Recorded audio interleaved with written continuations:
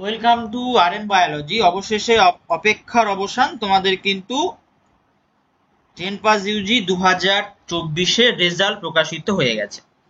Result তোমরা আশা করি প্রত্যেকেই তোমাদের র্যাঙ্ক কার্ড ডাউনলোড করে নিয়েছো।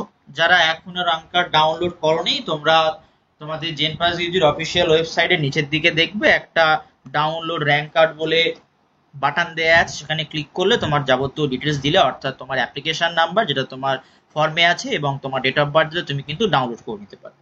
তো দেখো, তোমাদের সামনে তোমরা একটা র্যাঙ্ক কার্ড দেখতে পাচ্ছ, সেখানে তোমরা স্কোরটা প্রত্যেকেই দেখতে পাচ্ছ। দেখো, স্কোর আছে কিন্তু 52.8334 এবং তার এগেনস্ট র্যাঙ্ক কত হয়েছে, জিএমআর 1764। ঠিক আছে, এবারে তোমাদেরকে বলে রাখি যে তোমরা যারা র্যাঙ্ক কার্ড পেয়েছো, তোমরা কিন্তু প্রত্যেকেই এলিজিবল নও কাউন্সেলিং এর জন্য। র্যাঙ্ক কার্ডে নিচের দিকে দেখো তিনটে জায়গা আছে।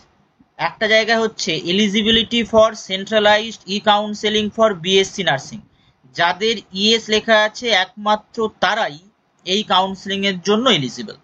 Eligibility for centralised E counselling for BMLT, CCT, OTT, PT, PA, MMB অর্থাৎ প্যারামেডিক্যালের যে কোর্সগুলো আছে সেটাও ইয়েস। অর্থাৎ এই যে ক্যান্ডিডেটটি, এ কিন্তু পেপার ওয়ানটা দিয়েছিল শুধুমাত্র এবং পেপার ওয়ানের নির্দিষ্ট একটা কাট অফ রিচ করেছে, অর্থাৎ পার্সেন্টেজ রিচ করেছে, তাই কিন্তু দুটো ক্ষেত্রে এলিজিবল। যেহেতু পেপার টু দেয়নি, তাদের কি লেখা আছে, বিএইচ এর জন্য নো লেখা আছে। এবার তোমরা যারা দুটো পেপার দিয়েছো, তোমাদের ক্ষেত্রে বিএইচ এ ইয়েস হবে যদি তুমি এলিজিবল হও।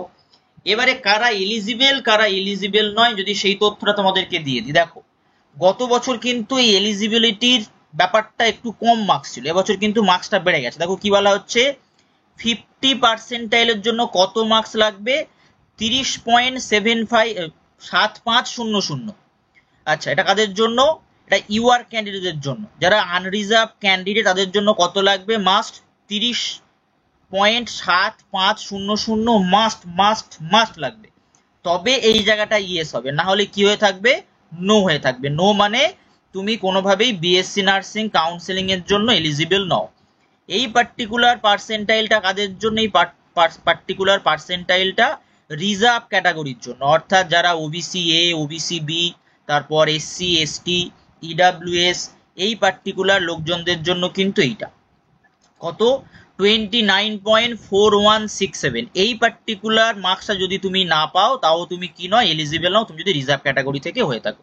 তো মোটামুটি তাই বুঝতে পারলে যে সবাই কিন্তু কাউন্সেলিং এর জন্য এলিজিবল নয়। ইউআর ক্যান্ডিডেট, যে সমস্ত ইউআর ক্যান্ডিডেট 30.7500 অথবা এর উপরে পেয়েছে, তারাই এলিজিবল কাউন্সেলিং এর জন্য বিএসসি নার্সিং এর ক্ষেত্রে। শুধু বিএসসি নার্সিং এর কথাই বলছি, সবাই কিন্তু বিএসসি নার্সিং এলিজিবল হয়নি। তারপর যারা রিজার্ভ বা আমি বলতে পারি যাদের কাছে কাস্ট আছে, তাদের কত পেতে হচ্ছে, 29.4167 হয় এটা, নতুবা এর উপরে, এর কমে হলে কিন্তু তারাও এলিজিবল নয়।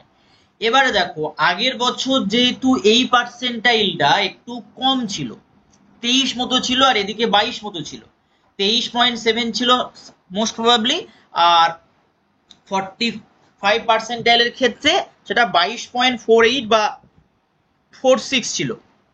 এবারে যেহেতু বেড়ে গেছে, তাই আমরা কিন্তু একটা ইনফরমেশন দেখতে পেয়েছি, র্যাঙ্কে বড় বড় লাভ দেখা গেছে। একই নাম্বারে 23-এর তুলনায় 24-এ কিন্তু বড় বড় লাভ দেখতে পেয়েছি, সেটা যদি আমরা দেখে নিই।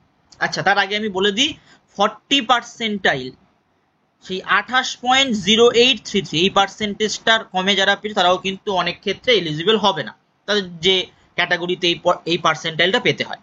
এবারে দেখো, 2023-এ যে ক্যান্ডিডেটটি 89 মার্কস পেয়েছিল, তার র্যাঙ্ক ছিল ওভারঅল, মানে এই যে র্যাঙ্কগুলো তোমরা দেখতে পাচ্ছ, এগুলো সব কিন্তু জিএমআর র্যাঙ্ক, এগুলো সবই জিএমআর র্যাঙ্ক। ঠিক আছে, তার র্যাঙ্ক ছিল 2, কিন্তু এবছর সেই র্যাঙ্ক হয়েছে 10।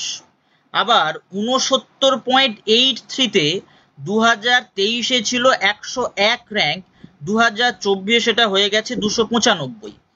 এবার যদি 62.66 পেয়েছে এবছর, যে তার র্যাঙ্ক হয়েছে তোমার 411, এবং আগে যে র্যাঙ্কটা ছিল 137-এ, 52.83-তে এবছর র্যাঙ্ক হয়েছে 1764।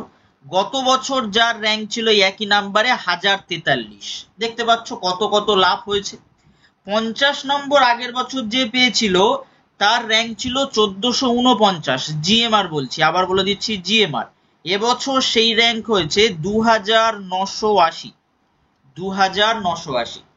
তারপর 41.33-তে এবছর র্যাঙ্ক হয়েছে কত, 8781, যেটা আগের বছর ছিল কত, 5003। এবং 35.58 এই র্যাঙ্কে এবছর বা এই মার্কসে এবছর র্যাঙ্ক হয়েছে 16820। নিচের দিকে মোটামুটি র্যাঙ্কটা আগের বছর একটু দেখো বেশি ছিল, আবার 18,000 হয়ে গেছিল। এরকম ভাবে কিন্তু তোমাদের মার্কস আর র্যাঙ্কটা এবছর ভ্যারি করেছে। তাই এবছর আমি তোমাদেরকে আগের দিন যে কাট অফটা প্রেডিকশন করেছিলাম আমি সেই কাট অফ প্রেডিকশনেই থাকছি। ইউআরদের ক্ষেত্রে কিন্তু 48 পেতেই হবে। ইউআরদের ক্ষেত্রে মাস্ট 48, যদি তোমরা না পাও তাহলে সরকারি কলেজ পাওয়া কিন্তু বেশ মুশকিল হতে পারে। মপ আপ রাউন্ডে গিয়ে তোমরা 48-এর নিচে পেয়ে যাচ্ছ, কিন্তু 48 মার্কসে তোমরা একদম পুরোপুরি সেফ থাকবে।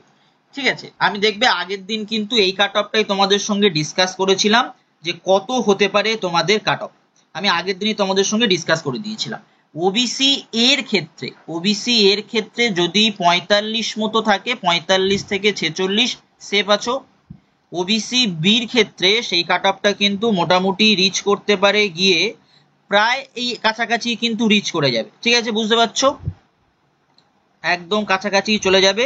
সেটা হচ্ছে তোমার প্রায় ওই 46 মতো, 46। এসসি হলে সেটা 43।